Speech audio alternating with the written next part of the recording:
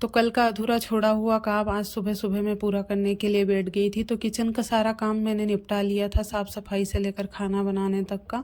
बस नहाना बाकी था, तो मैंने सोचा आज चूल्हे का काम सबसे पहले निपटा देती हूँ।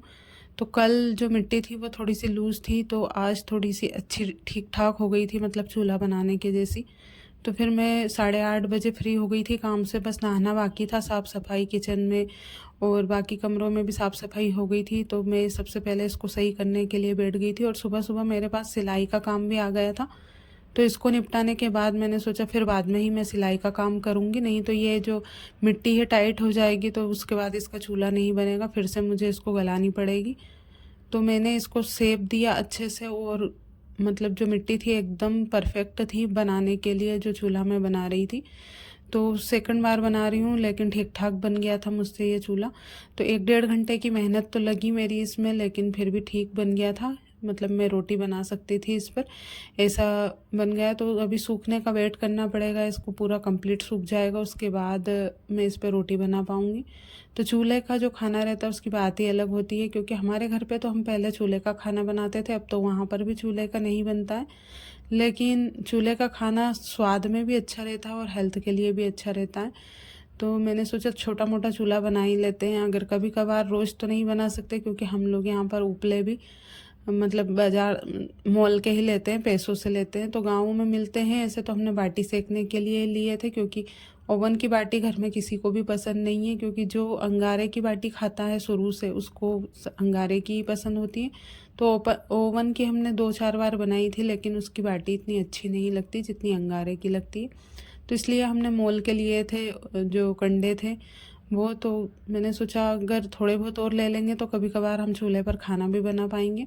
तो हमारी यहाँ से खेती बहुत दूर है, नहीं तो हमारे यहाँ पे खेती बाड़ी का जैसे लकड़ी वगैरह निकलती है खेतों से, तो जो मेड़ पर जो पेड़ रहते हैं तो उनकी टहनियाँ छाँटते हैं, तो वो जो लकड़ी निकलती है वो खाना बनाने के काम आ जाती है।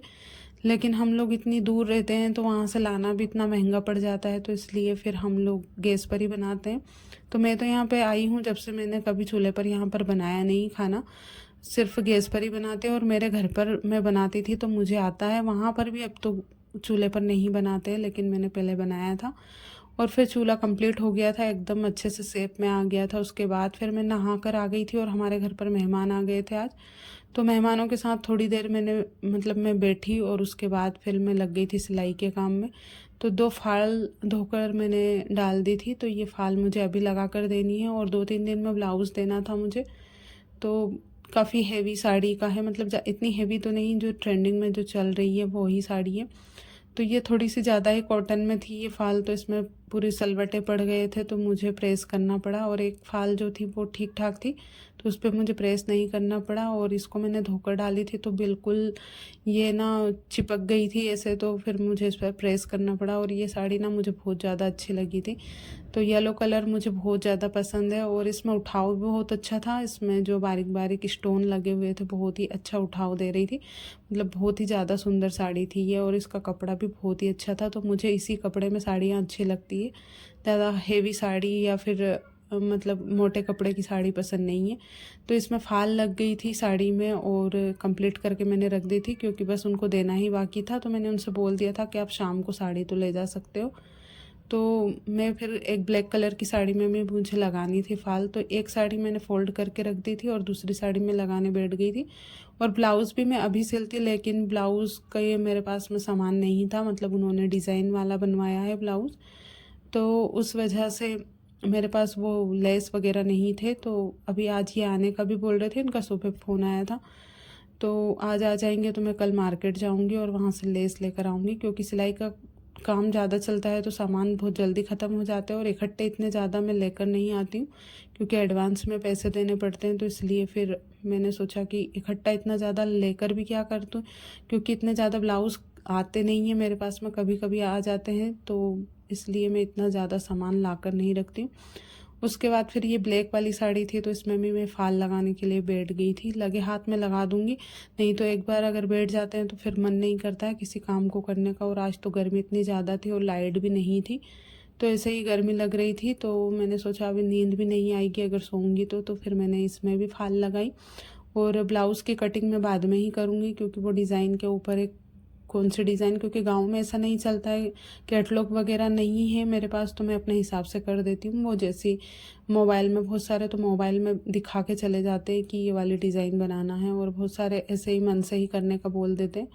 तो इसमें ना उनके जो ब्लाउज़ में डिज़ाइन है उसी का बोल रहे हैं, लेकिन वो वाली डिज़ाइन होगी नहीं, क्योंकि इन्होंने पीछे हुक वाला ब्लाउज़ सिलवाया।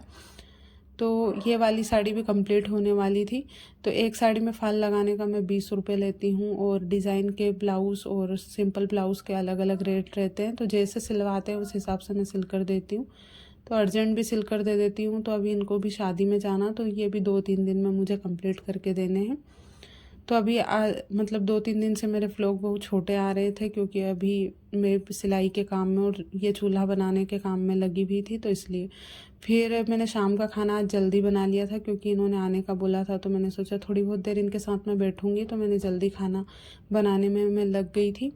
तो आज सहजन की सब्ज़ी बनी थी। तो सहजन की सब्ज़ी मैंने आप लोगों के साथ बहुत बार शेयर की है, तो आप वीडियो में देख सकते हो अगर आपको इसकी रेसिपी चाहिए तो। और उसके बाद सहजन की सब्ज़ी बनकर तैयार हो गई थी। फिर मैंने गर्मा गर्म रोटियां बनाई, और फिर खाना हम लोगों ने बाद में खाया था। तो आज का व्लॉग अगर पसंद आया तो प्लीज़ वीडियो को लाइक ज़रूर कीजिएगा, और नए हो तो चैनल को सब्सक्राइब कर दीजिएगा।